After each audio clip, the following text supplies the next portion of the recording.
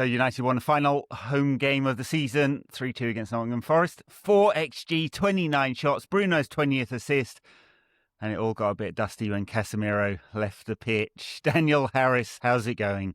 Yeah, it's good. I think it was an entertaining game, I guess. I'm not sure what, if anything, we can read into it. I think there are a few aspects that I thought maybe that's what might happen next season, but we're really good at finding a way to win. And we had to look quite hard in some ways here. But in the end, it's almost every team. The balance in the team, like box defending versus good attacking versus quality individuals, is enough to beat almost everyone, almost all of the time, it seems. Yeah, it seems. It's another 4 XG today. It's 29 shots, as I said, 3 goals. We just seem to be able to score against a lot of teams, while at the same time feeling like we waste a lot of chances. I don't know whether it's because Bruno just creates so many, however many hundred he's got this season, or we're just a bit wasteful. Cunha and Mbeumo, Sesko have all got more than 10 league goals this season. Bruno's probably on like 8 or something. Casemiro's got 9, I think. We'll get to him. So they spread the goals around, and yet you're like, if they just had a bit more control in midfield, a bit more legs in midfield, if they just had a fullback who could overlap, although we'll get onto Shaw's goal in a second, if they just had a winger who could go 1v1, look how we would be really close. Like, we'd be another 5 to 8 points further ahead and challenging for the title. He doesn't even need that. If you look at the results towards the end of Amorim, like not beating Wolves at home, or not, Bournemouth, or the one when he's gone and we don't beat Burnley away, it's games that we really should have won. And when you look at back at the games under Carrick, ultimately, there aren't many where I'm going robbery. There are some where I'm going, if the things that went for us went against us, we could have lost. Yeah. But I'm still going deserve to win. So you can look at what happened in that game and say, well, we were lucky to get the second goal, although the laws say otherwise. But you look at the balance of play, really, and I think, how did we only win by 1? Even though Forest had chances. And that's what I mean when you think if the game had gone slightly differently, so if they take a couple of difficult chances and we don't, then obviously it looks different. But I don't see that anyone could look at that game and say that's not a fair result based on balance of play, quality shown, balance of good chances. Yeah. Carrick United seem to win everything on the margins, don't they? Harry Maguire said it a couple of weeks ago. He said the 50-50 games were going against us under Amorim and going for us under Carrick. And in a sense, that's true, because if you look at all the United's XG differential, the expected threat, it's not wildly different from the Amorim days. We're giving up fewer big chances, that's for sure, right? So it's just a bit tighter, although still giving up goals. But we're just managing to win those really tight games under Carrick that we didn't before. And you kind of look at this and you go, I know it's one game and you can't read too much into basically a dead rubber where it didn't, in theory, mean anything for either side. But you go, it's just a few little things and we'd be a lot better. I almost think the bigger challenge, because we know where the weaknesses are, right? We're going to get 2 central midfielders for sure. They're for sure looking at sort of attacking 1v1 wide forwards. They'll probably get a backup for Sesko, and they might do something at fullback. And you might need that in what is going to be a 55-game season just to kind of keep on the same level. Like if you make third and a Champions League quarter-final next season with 4 additions, it's probably about par, but it's not going to be that far away from the best teams. No, I agree. Hopefully we get a third with Soligate, we get a third midfield player as well. But you can see by the way we attack that there's a lot to work with. One thing I didn't like today, I didn't understand the bench, really. We've seen Carrick talking about giving young players a go. What the fuck is Malacia doing on the bench, man? I know. Just to say goodbye? What's the point, really? For what? Carrick called him out in his post-match comments. He was like, thanked Tyrone Malacia, and he got a sort of warmish welcome, I guess. But it's kind of, what was the point of the last... how many years has he been here? 3, is it? It's 3 years of nothing. For the goal that we concede at Newcastle, the winning goal at Newcastle. Where he just gives it away. With some of the worst defending I've ever seen. He manages to turn himself inside out, and he's quite close to Osuna at the beginning, and he ends up almost in the away end. Yeah, no, I was thinking you were going to talk about the one where he just passes it to the opposition. That's a different game, isn't it? Yeah. Yeah. Yeah. Well, he'll be gone, and we don't have to worry about him again, I guess. Casemiro's final game, that was emotional. He came out to the giant banner saying, until death, I think it means in Portuguese. Had to do a bit of Google Translate on that one. It's a funny thing, isn't it, with Casemiro? Because when you look at his 4 seasons, right? Yeah, how'd you grade them? 4 seasons out of 10. What? First one, good till February. Yeah. 7. Second one, dog shit. Good. Yeah. Yeah. 4. Yeah. Third one, so that was last season, the third one. Yeah. I might give him less for the second one, actually. I'll give him 3 for the second one. Wow. Like, when you're getting left out a cup final for fucking Sufyan Amrabat, and no one says, what on earth is the manager doing? And he comes back, and he's not in shape. He's just not in shape when he comes back. And I don't know why, so I don't want to necessarily judge him for that. But because also he's someone you know is a serious athlete. Serious pro, yeah. So I don't know why that was, but then the last season, I guess, I respect his behaviour last season in that he wasn't in great nick at the beginning. And then he's getting left out for fucking Toby Collier. Yeah. And he could have just taken the money. Whole city's Toby Collier, yeah. He could have just taken the money, but he doesn't. He understands what the manager's going what the manager would want from him in order to pick him, and he does it. Mm-hmm. And he gets in the team. He helps us get to the Europa final. So 6, for that one, and then this one 8. Yeah. I mean, Carl Anker asked on Twitter, and my instinctive off the top of my head grade was 7.558. But you're right, probably the second season's worse than the third, so should probably 5 is very, very, very generous for that second season, man. I got into it with Michael Cox on Twitter because he kind of insinuated that Johnny Foreigner only picks up his game for the World Cup.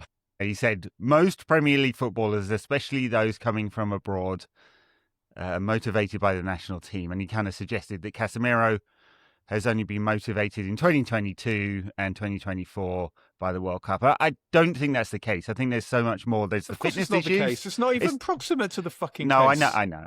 But, you know.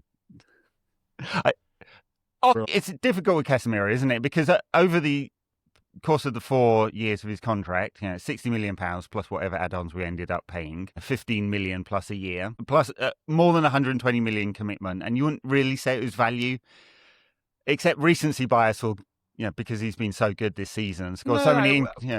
Not saying it was value. That's not so straightforward, because if you think about where it was when we bought him, and the reason we bought him, we were absolutely desperate, and we were talking about signing Rabiot and Arnautovic, and then we lose the first 2 games under Ten Hag really badly, and they realise actually we need to buy some fucking good players.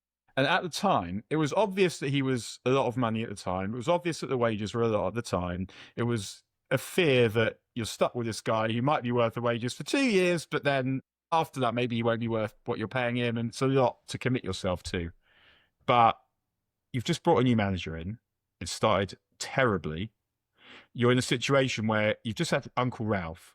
If you have to sack someone else really quickly, the whole thing looks toxic. Yeah.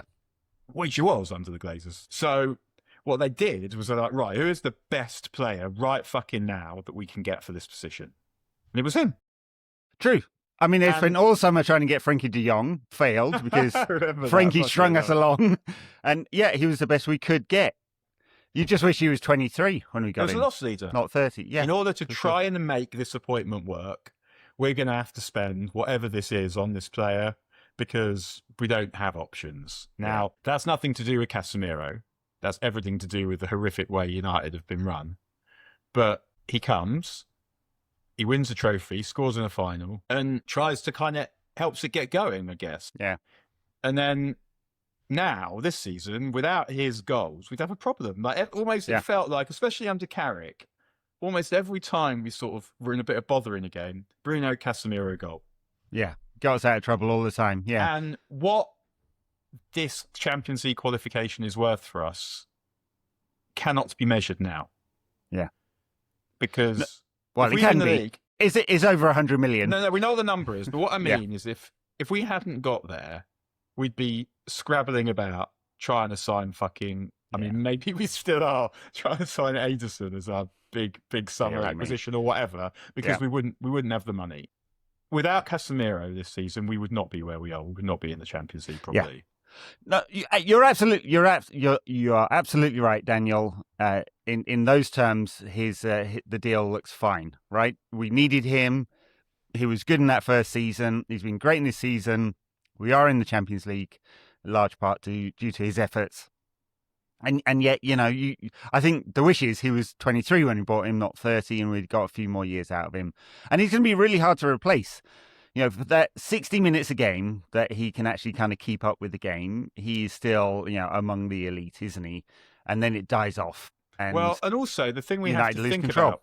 Yeah, the thing we have to think about with Casemiro also is that he's also a victim of the players that he's around. Of course. Which is also isn't his fault. That if it wasn't Mainu he was playing next to now, if it was like a physical monster, then it would look different. It would. Yeah. And if Amorim had been prepared to play Mainu, it would look different again. Yeah. So he's also, how good he has been and how good he's looked, he's been hampered by United's mess also. For sure. That's not me saying like he's not some club legend or anything like that, but I think there'll always be a pleasant relationship when you sign a player who, like him, who's a proper legend of the game, and he loves it. He does. Loves it. His family comes to the games.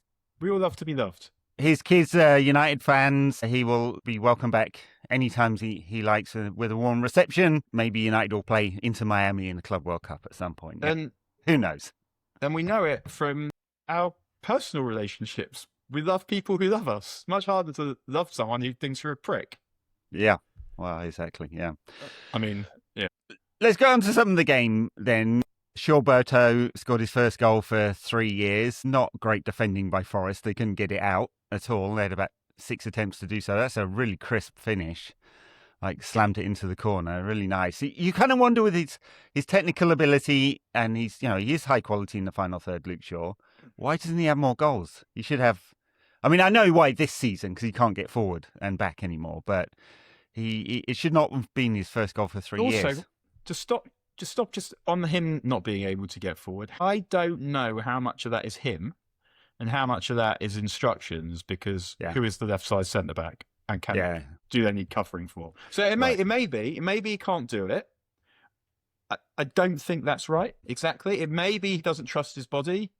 Feel like maybe a bit more of that there. He doesn't want to get injured again, like straining. Yeah. And it may be that if the left centre back is Martinez, and if it isn't Martinez, it's probably Maguire. He is needed. He's needed to cover, particularly if you think about the way. Yep. Do you remember when Carrick got the job and we're all like jetting up on Carrick, and everyone suddenly knows that he likes one fullback high and one fullback low? If he's the low fullback because it's Dalot who's high, then again that is a reason. But I agree with you 100%. His physicality, his technical ability, and sometimes his ball striking too. He shouldn't have. What's he got, like 3-4 United goals or something? Yeah, it's not many. I think it was 5. They said. Yeah, there's one in the cup. There's one in the first game of the season against Leicester. There's that one. Yeah, there weren't not many more than that. No, it's certainly somewhere they're looking at in the summer. I don't know whether they'll do a 1v1 forward. They really should. They should. I wish I had 400 million to spend, because you'd go get Diamande, because he'd just give us a great option, as brilliant as Cunha is at times. Or you like. It seems like they don't trust Dorgu as a fullback because they'd have tried him, right? They haven't tried him there at all. I've written that in my notes too. And he comes on in this game and he's on the wing. That to me felt like, okay, that's what they think he is now. Yeah, but Dorgu's not an alternative. He's not the alternative. He doesn't go past players either, right? I mean, I feel like with Dorgu, there is enough physicality there to turn him into someone who can barge past players like Bale did a little bit. Mm-hmm. I mean, obviously he's not of Bale's level, but he has got that ability, perhaps. What was interesting, I thought, about the goal was the phase of play that precedes it is we're basically doing that De Zerbi thing of knocking the ball backwards and forwards until they get bored to press. and press, even though they know that that's not that's exactly what we're waiting for them to do. But then what actually happens is if you just leather it forward. So I'm not totally sure what the point of it was, but we just leather it forward and we get the goal. And yeah, it was a good goal. I mean, he took it nice. He got a bit lucky with the way the ball fell and the way the defenders responded, having thought that the ball, quite legitimately thought the ball was going to kind of drop in a slightly different manner. Yeah. But you can't, I mean, as we keep getting told, you started every league game this season. No one would have predicted that. And no one is looking at our team going, we'll fuck them up down their left. No, for sure. Look, the quality's still there with Luke Shaw. I think you're right about the asymmetric fullbacks. I think we are doing a little bit of that. We are very pragmatic now in that we don't... Asymmetric? But what if you folded the pitch over corner to corner? How about that? Daniel Harris. Behave yourself. Yeah, I mean, we are seeing some of what we expected with Carrick. Probably the fact that we're doing no pressing at all is to help Casemiro out, so there aren't too many of those big spaces.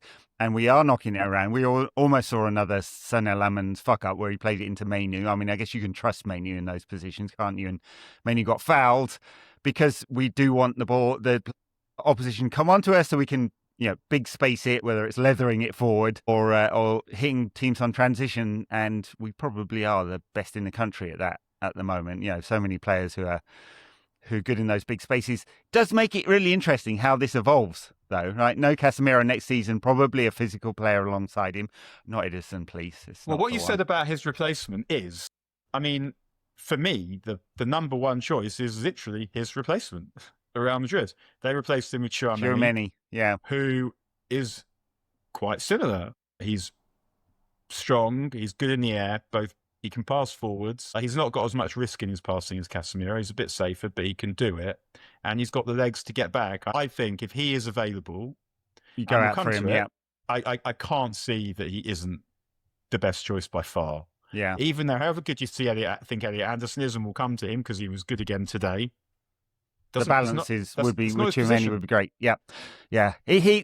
Anderson, the more you watch him, I think because he's so good in all phases of play, right? He's a very modern midfielder in that he can most certainly defend. Look at his numbers, they're good, right? He's comfortable in possession in those deep areas. His progressive passing is excellent and he gets it forward a lot. But 2 assists today, he's also very good in the final third. So, he is sort of a Roy Keane when Roy Keane was 21 or something like that. He's an all-round player. He's not a 6 or an 8. He's both of them. The question with Elliot Anderson, I mean, as high quality as he is on the finances, obviously. It's a massive package he's going to need and Forest will need.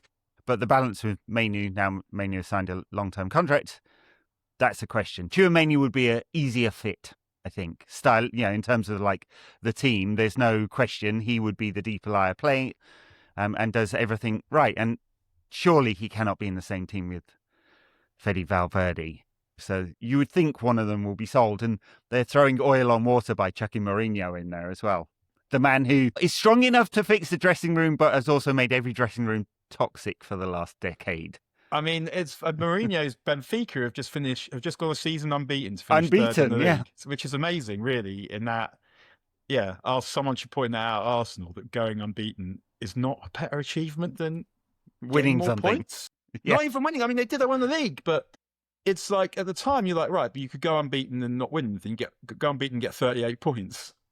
Say, but just really like the idea that an unbeaten season is better than a season where you get whatever they got, like 80 something in that season, is a better season than losing games but getting more points. How the fuck does that work? Yeah. It's Twitter nonsense, isn't it, these days? But I mean, but this is before Twitter. Even at the time, and I don't think it was out of like envy or fury at the time. I just didn't really give a shit. I didn't want them to go the season unbeaten because of the fuss that they were making. So I always thought what a much better, more impressive thing that Wenger's Arsenal did was at the end of 01-02, I think they win 13 league games in a row, or 13 games in a row. Now, that is fucking impressive. Yeah. I was envious of that. Yeah. Well, in that the undefeatable season, what are they called? Invincibles. Invincibles did lose 6 times in that season. They don't. There's no run that is longer. No unbeaten run in all competitions that is longer than United's unbeaten run from when they lose to Borough at home the Saturday before Christmas, And the next game of consequence they lose, like it depends what you count. They lose in the Super Cup to Lazio. Yeah. And they lose the Charity Shield to Arsenal. But if you say those are friendlies, the next game they lose is the 5-0 at Chelsea in October.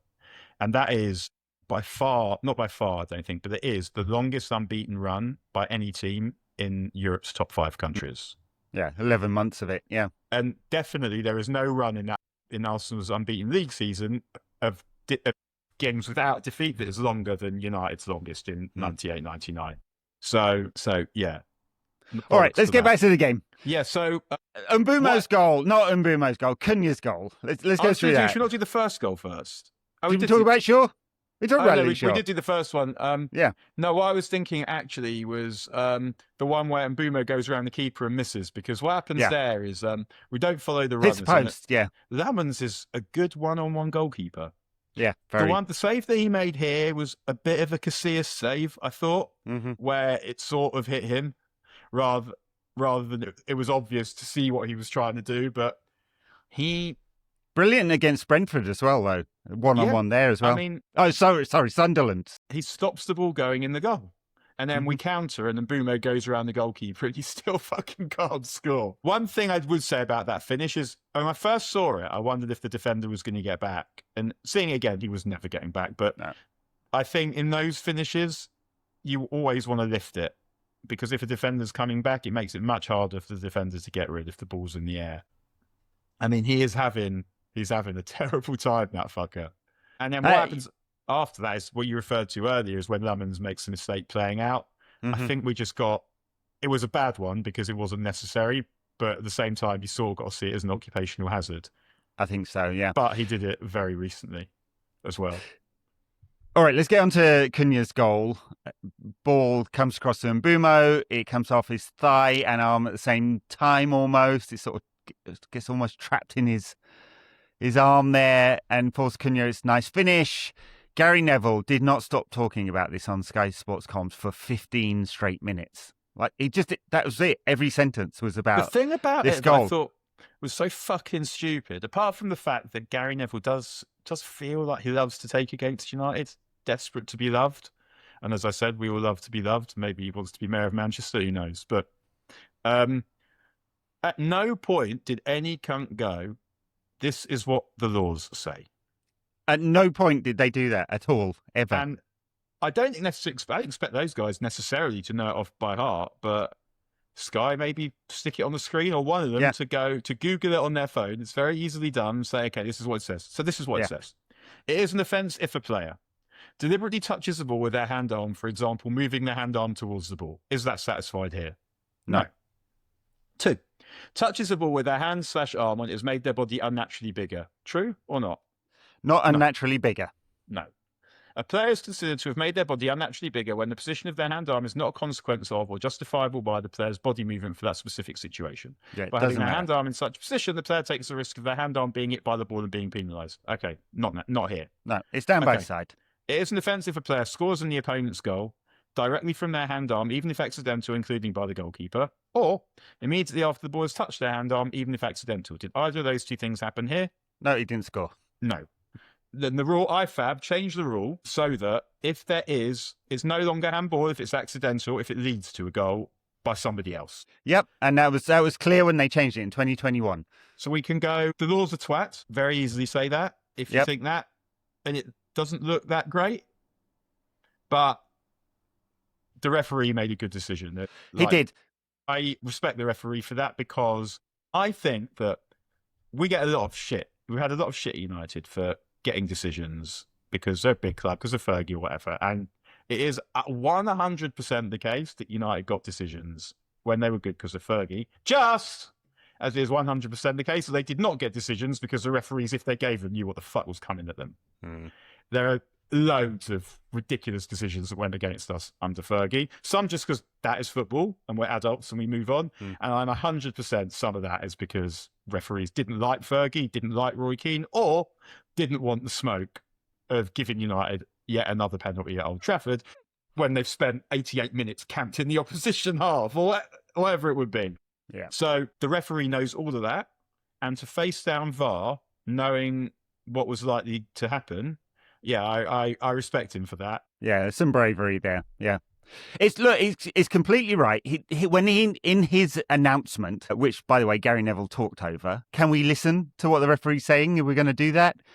He said it was accidental. Accidental kind of makes it confusing because that word is not used in either the guidance or the way the IFAB law is written, but it's a shortcut to say it's come off his body. Again, that is in the guidance. You can go read it, folks, right? It's there. It's come off his body onto his arms in a natural position. He is not the goal scorer, which is the rule change you mentioned. Cunha scores, it's good. It is kind of ridiculous, right? Because he's almost caught it. But I think as it's been applied, the shitty law has been applied properly. Yeah, and it's, when you so say what can you say? He's not caught it like this with his hands. It's kind of caught. It's caught in his, because to say he's caught it almost suggests like intention. It's got stuck almost in his body, and So But Gaz, just admit you're wrong. And it's so interesting. But did you watch the cup final? I did, yeah. So I don't know why. He's getting ready to go out for the day and, watch the cup final. The penalties that Chelsea don't get. And what I thought was also the speed with which they were dismissed by the BBC commentary and the refs. Because definitely the second one. It was a penalty. It should have been. And we didn't get it from close in and this angle and that angle in this. But why is he falling over? He's falling over because he's bumped. It's just I didn't understand why there was no serious discussion about why that was a penalty or why the officials dismissed it as a penalty so quickly. But yeah, and that's the thing with VAR. You never, because when the referees were making decisions that you did or didn't agree with, you could feel like, well, I don't know what the decision's going to be because they've seen it once and they just got to decide. But now they can see it as many times as they want, for as long as they want, backwards and forwards.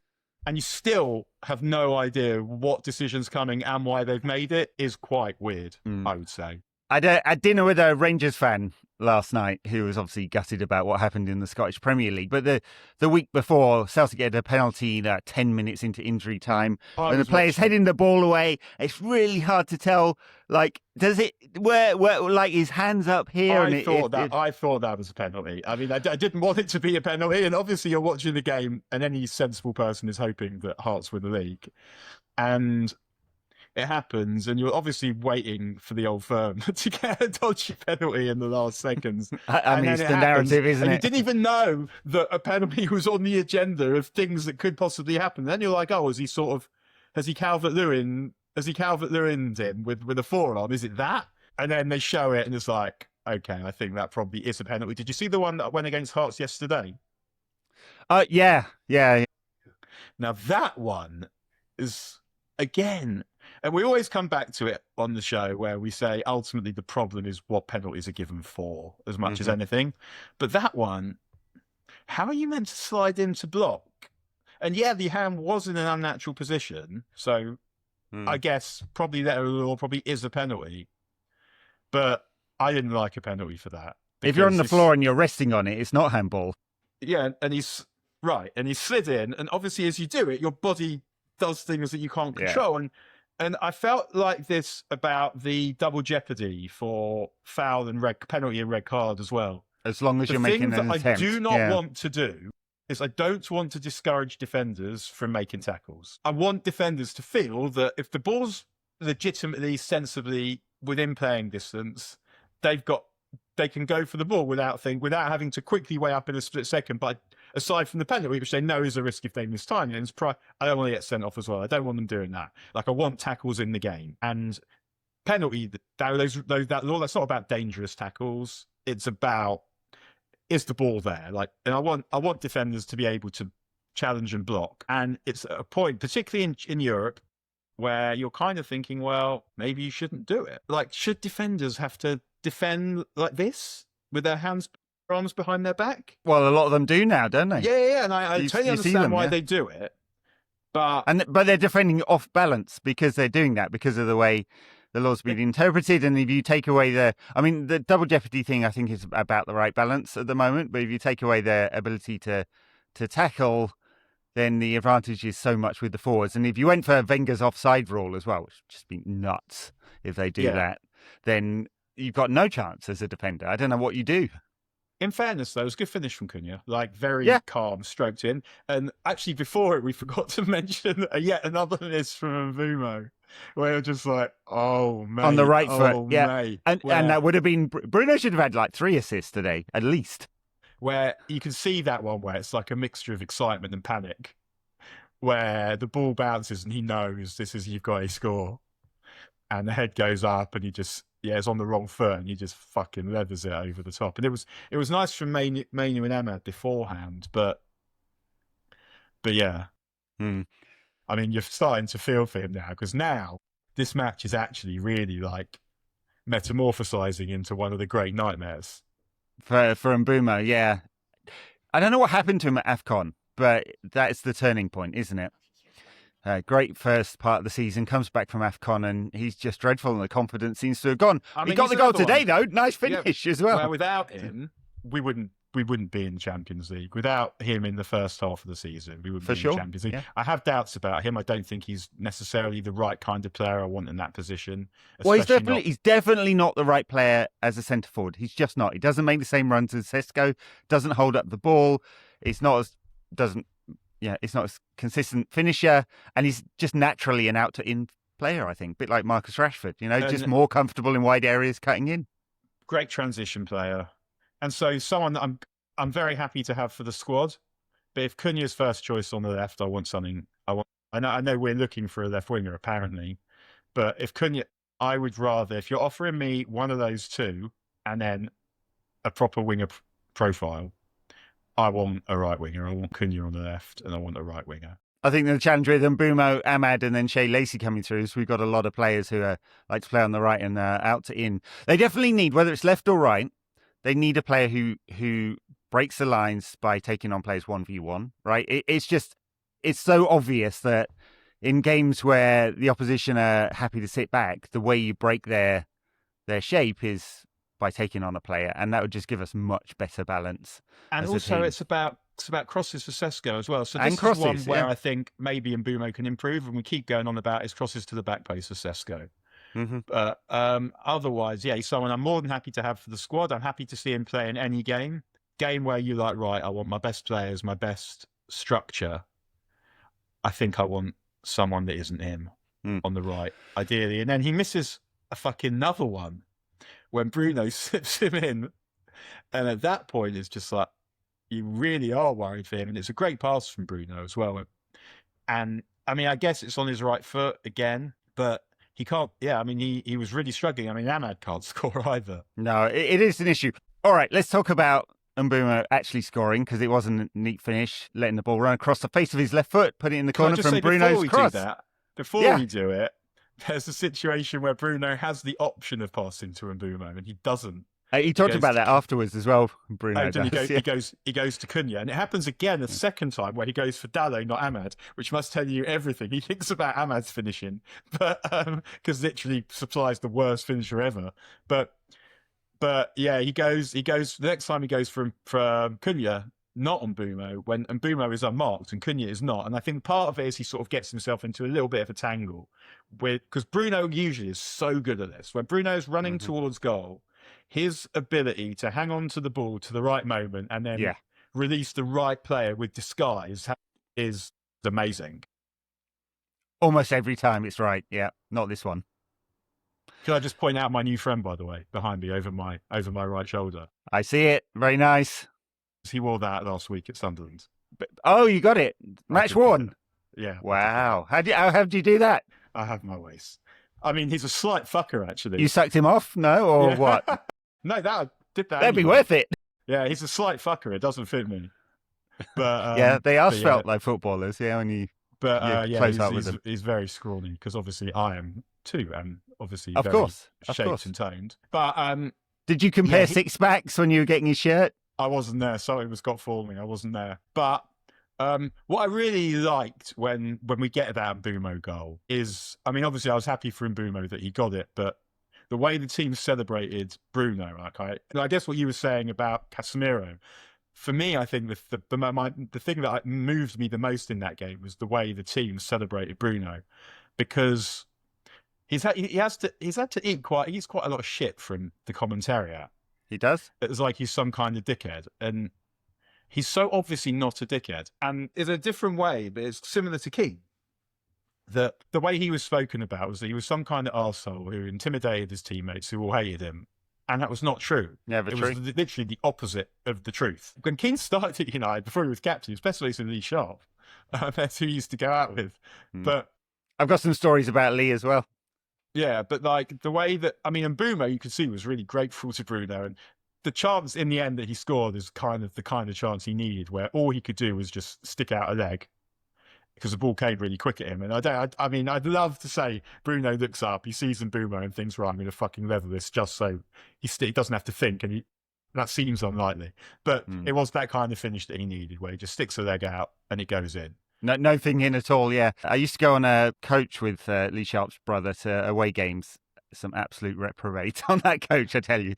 Just terrible behaviour all round. Unlike Bruno. Bruno then hits like one of the passes of the season. He's on the right and he just drills it through to Patrick Dorgu, who didn't score. I mean, that should have been worth 5 assists alone. Just unbelievable how he threads that through, yeah.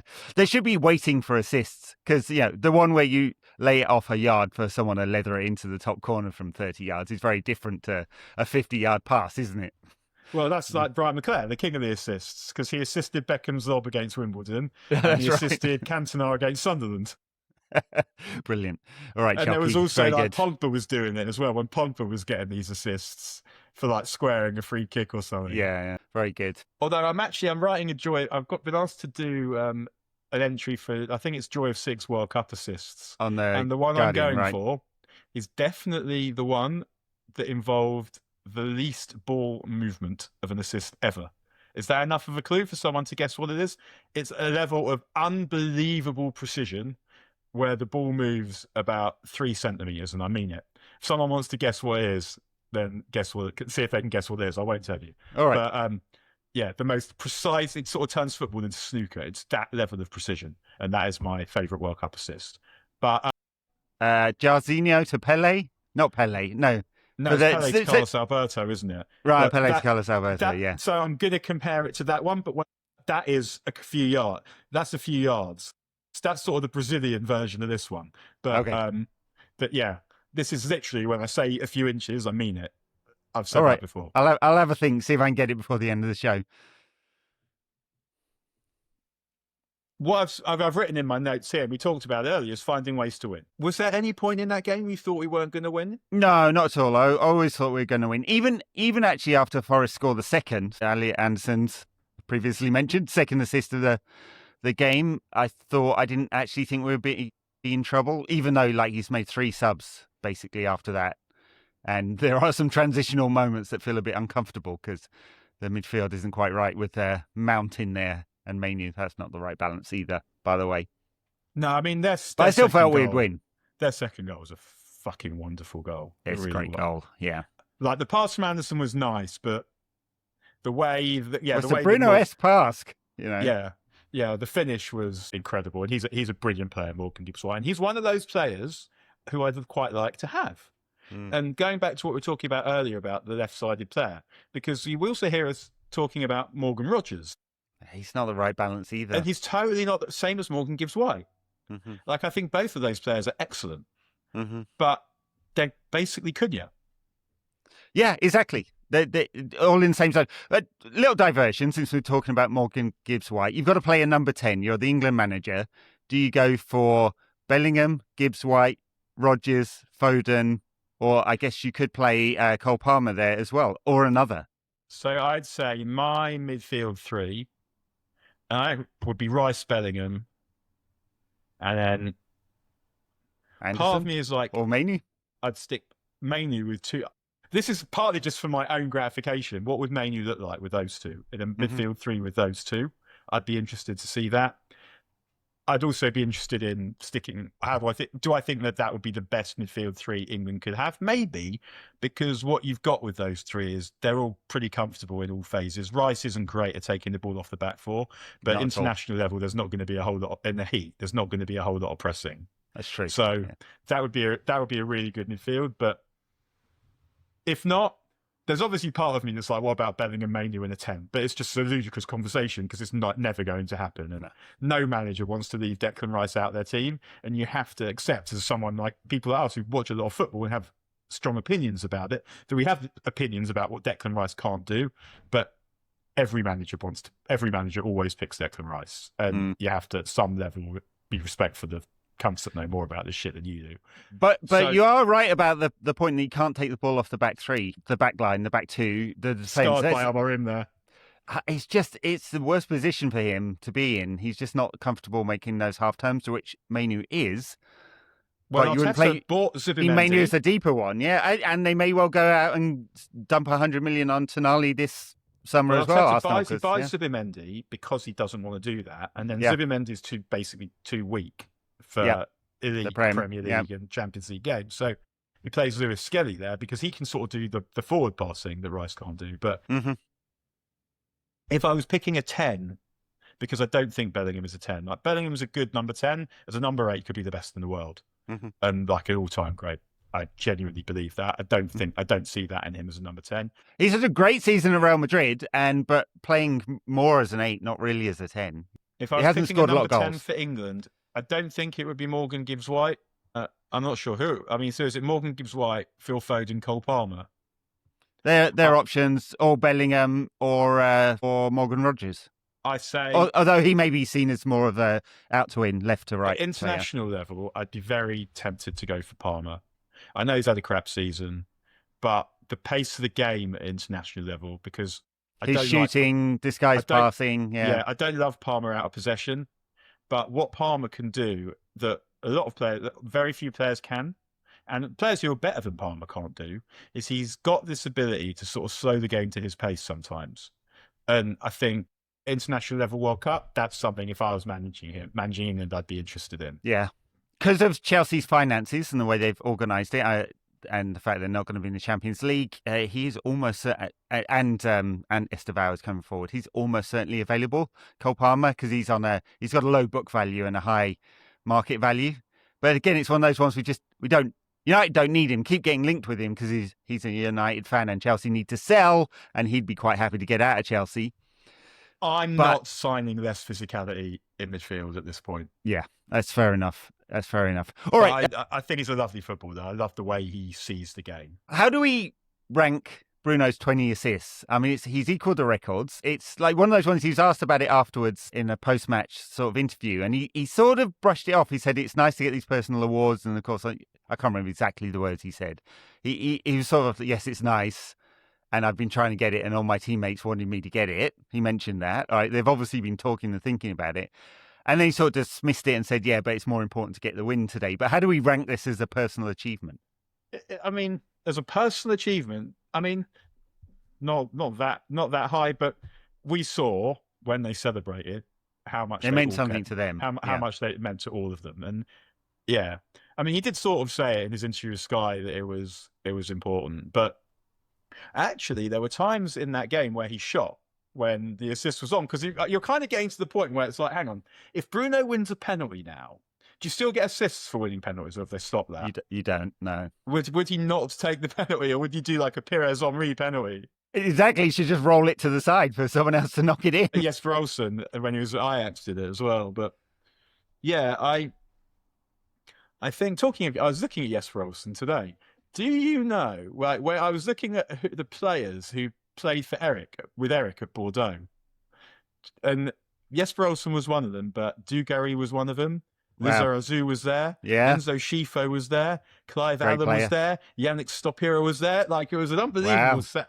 Yeah, like, to have all those players at Bordeaux at the same time with and Eric is amazing, really. Who basically went bust, Bordeaux. They're playing in the second, third tier, something like that.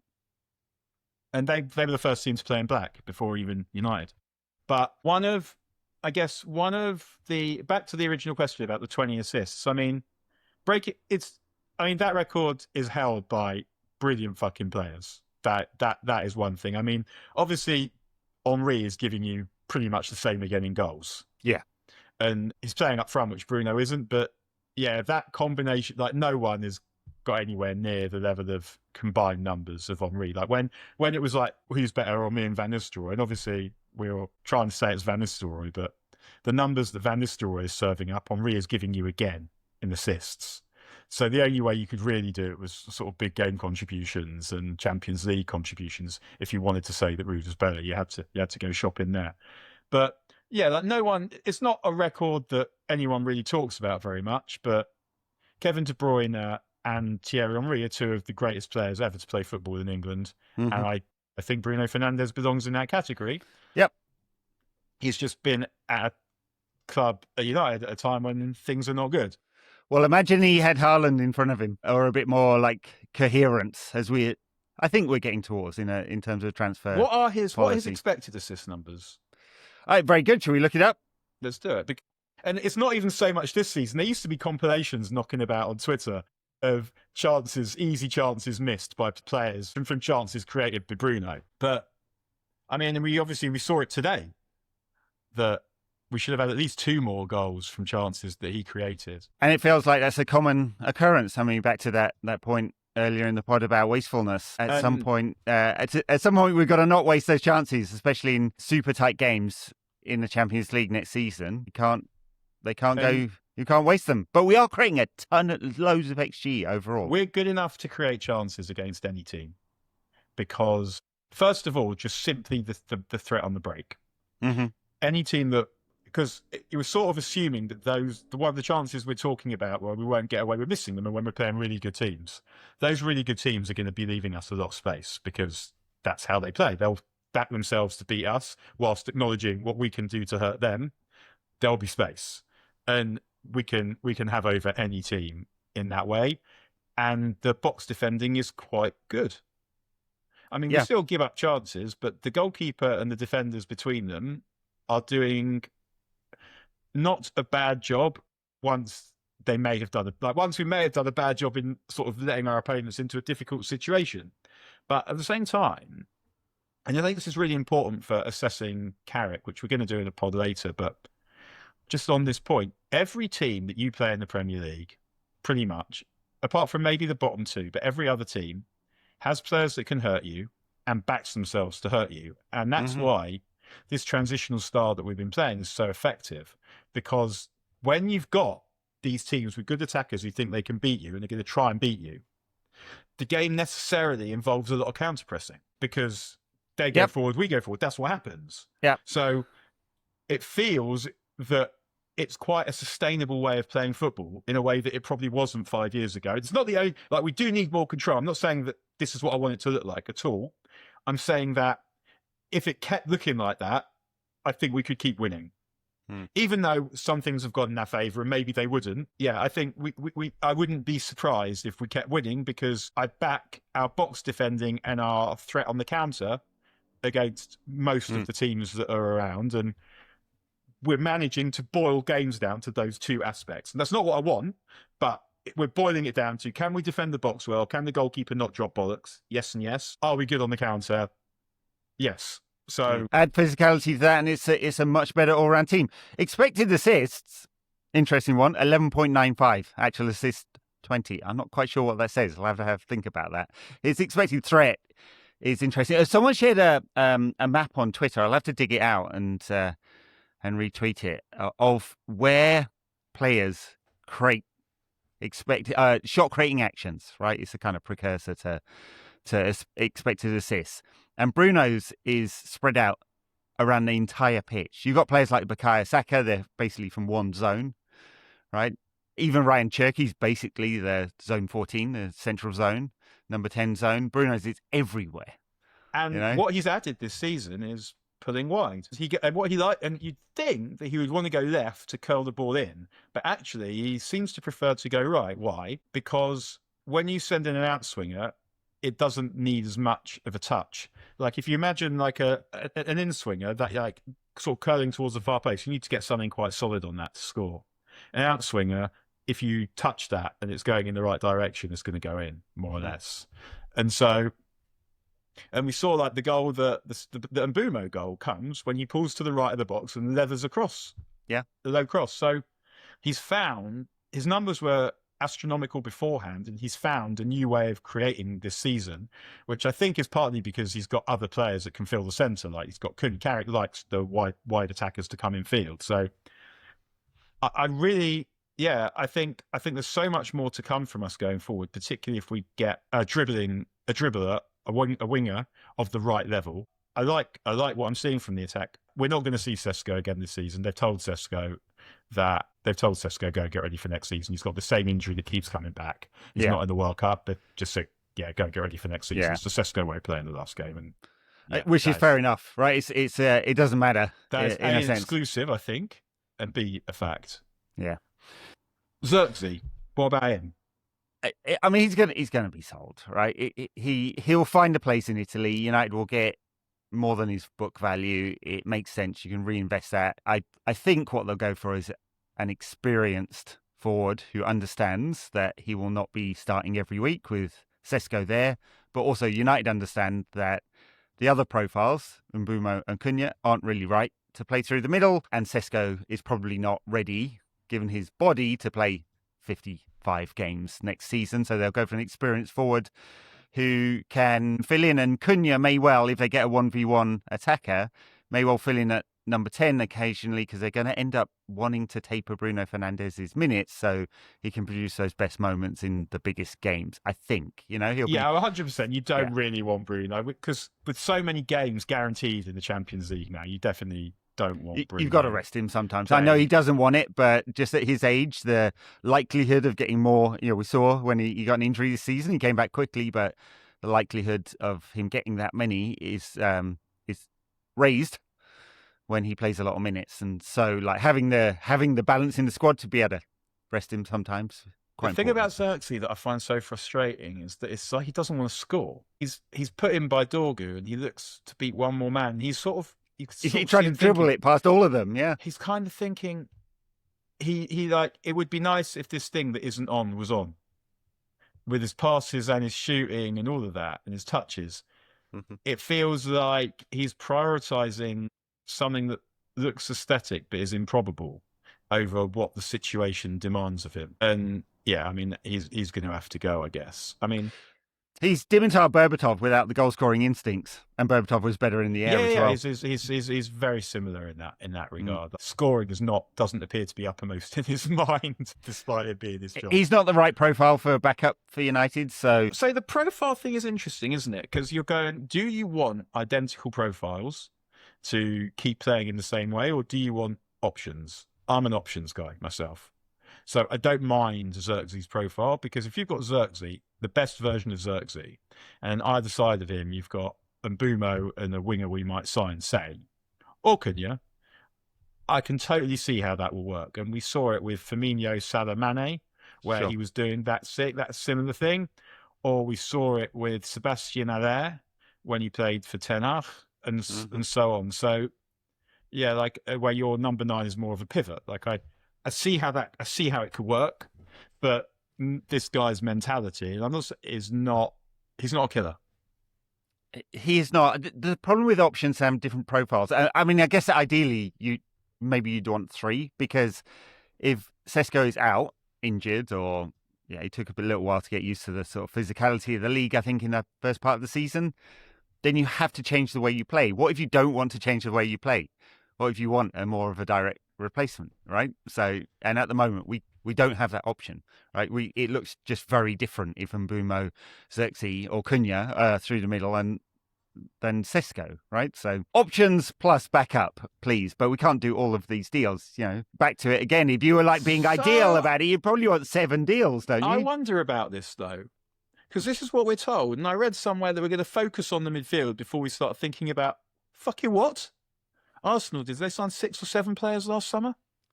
I don't know how many. It was quite a few, though, wasn't it? Yeah. I think it was 6 or 7.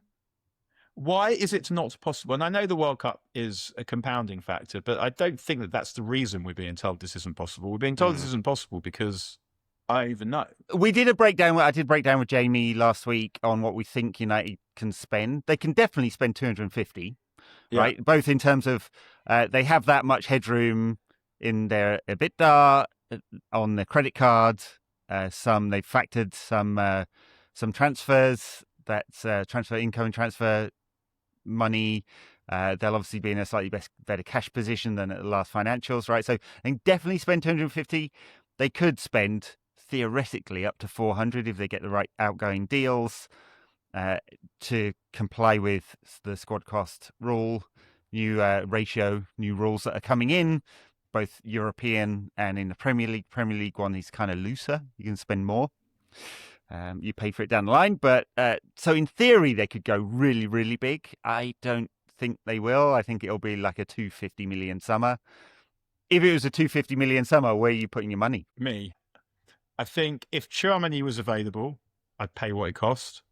And I'd pay what it costs to get Matteus Fernandes. Yeah, and that'll be cheaper for sure. I mean, West Ham probably going down, so although he's needed, isn't he? He's but wanted by a lot of teams because of his West talent. Ham win today and Newcastle away, generally not a game you would want, is actually not a bad game to have, I would say. Like, they don't score many goals. They've lost 7 times at home this season. Newcastle, and they've got nothing to play for.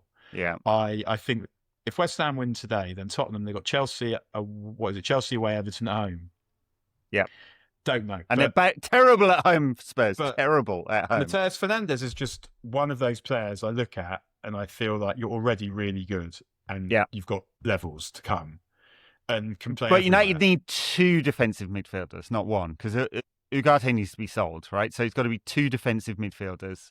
And then Matteus Fernandes. I'm also saying that Matteus Fernandes can play as a number 6 if you want him to. He can. He's still, like, the quality of his attacking plays is very high. But he's really good at dropping in between the centre-backs and directing the play. So my dream 3 is feasible, probably Tchouaméni, Matteus Fernandes, and then part of me would like to then sort of speculate on someone, whether it's Lamine Camara or the lad at, is it Lille, whose name escapes me? Yeah, I know the one you mean. Or Bouadi. Bouadi. I think there's I don't know. Because I think that Elliot Anderson is probably going to City. If we bought him, then he'd be very expensive as well. So would then have a knock-on effect. So I'm kind of leaving him out. I totally get signing proven players. But if I was signing Tchouaméni, I'm not going. You're not worrying about that. He's not proven in the Premier League. I know this guy can deal with it. Yeah. If we can't get Tchouaméni, then it becomes more of a problem. Like the answer to who I want as my 6th then is I don't actually know. It's really hard. I mean, obviously, the noises coming out are that they're still interested in Baleba. He's had a stinker of a season. Some of his profile looks very like Mainoo's as well, like the ball carrier, likes the ball in tight spaces. Not particularly progressive passer. Obviously, he eats space much better than Mainoo, right? That's why you'd want him. Like the defensive coverage there. He's a better ball carrier than Mainoo because he could do it much quicker and he's much stronger. He's got 2 speeds, yeah. But the best version of Baleba, Mainoo and Bruno, I guess, is a good midfield. They're going to spend a lot on it. Anyway, Michael Carrick, as of recording, has not been announced as the new United manager. Everyone expects that it will be the case. Seems like it's a 2+1 deal, which also feels about right. I'm sure there are some provisions in there for if United don't make the Champions League and all of that, so they can fire him cheaply if they want to, or if one of their premium targets becomes available for some reason later down the line. But given the performance of United under him, very pragmatic, went for results over a kind of long-term vision, I think, given what he had to play with, given where we were, and the other managers available, it's the right choice for now, but they've given themselves a bit of a get-out with only a 2-year deal. I mean, that's what I wrote about Carrick for The Guardian on Friday, or wherever it was, not Friday, last week, if anyone wants to have a look. But I'm probably going to repeat myself here. But I think I said in the piece that 2 years is enough to find out because if they buy well for him, then the worst case scenario should be consolidation. That he should be able to husband the squad well enough to get Champions League next season if they buy well for him. Do I think, if you're asking me to bet, do I think we win the league or Champions League under Michael Carrick? The answer is no. So I think really... Not playing like this, don't think it's possible. No, but I just don't think... Do I see enough from him? The answer currently is no.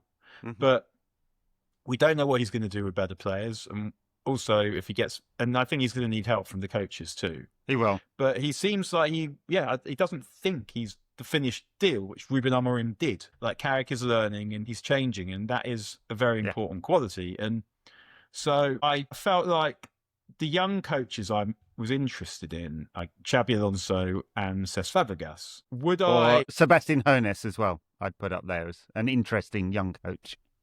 Yeah. Would I have accepted Xabi Alonso?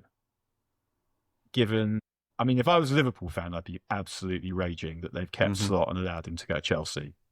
They should be raging. But I think he's a brilliant young coach. It's not surprising he went tits up at Real Madrid. I was talking to Paul before coming on air here. Can you name a manager who's fucked it up at one of the elite clubs and then got back to that level again? There's a very small list. I mean, Ancelotti obviously started out with a disaster at Juventus and then won everything. Who else? Lopetegui won the Europa League with Sevilla after ballsing it up at Real Madrid. No, I guess you could say Emery screwed it up at Arsenal and PSG, and now that's what I was thinking about. But he hasn't got back to that level. Got back to that level what again. Emery's good at is the level below. That's his thing. Is the level below. He's like the Spanish Moyes or whatever, like getting a mid-ranking team to mid-ranking, which is actually probably not quite right given the amount of money that Villa have spent. Is there probably a little bit more than that? But I mean, he was able to. What he did at Leverkusen was incredible. And he was able to leave Madrid now, well, especially what we've seen since, where you could obviously see at the time, like he wants the players to put effort in, and they won't. So you won't. They only put the effort in that they want to put in. So it's easy to not blame him for what happened at Madrid. But I look at Chelsea, and I don't particularly see a team that I think can win the league there. I see good players. I don't see very many outstanding players. And Enzo Fernandez apparently wants to go. So there's more work to do at Chelsea than you would think, but it always never ceased baffling me why people with options go there. I know. I mean, you wonder what the conversation was because he's got a way of playing. I mean, obviously at Madrid he tried to change it, but if he's going to go to a back three, he's not going to do that. I just don't. So back three is a formation. They'd have to buy 2 new wing backs. I feel in general, back three is a formation that will elevate a less good team to be able to compete with the best. But if you're trying to be one of the best, you don't play a back three. And I felt like he was doing that at Leverkusen because he was in that first group. And Madrid, he's not doing it because and also just look who he played for. I don't think he's going to do that. Would you trust Todd Bowley to get the recruitment right for Xabi Alonso? I mean, I'm not sure I would. No, of course I would trust Todd Bowley to get any recruitment right. I don't know how much of it is actually him, in fairness, but no, Chelsea's recruitment it's not been that good. It's been lots of players, some of whom are good, but they spend half the time selling the players who are actually good to make room for the players who are less good. Well, they're going to have to sell this summer because they're going to have to sell low book value players for sure. Yeah. All right. I guess we probably leave it there. We've gone well over an hour. At some point, Michael Carrick will be announced as a new permanent Manchester United manager. We shouldn't use the word permanent. None of them are permanent, are they? And that is the fact. It's the new regime. The idea they've got basically is you have a strong director of football. You have a data-led recruitment department, and I don't think we've ever seen the famed club style that Jim Ratcliffe talked about. But you have some kind of idea of squad management that you can swap the coaches in and out because it's a hell of a lot cheaper swapping a coach than it is doing 6 or 7 players. I wonder if they've learned that lesson. We'll find out. Very good. NQAT Pod on Patreon or Substack if you want to get the bonus content written and oral.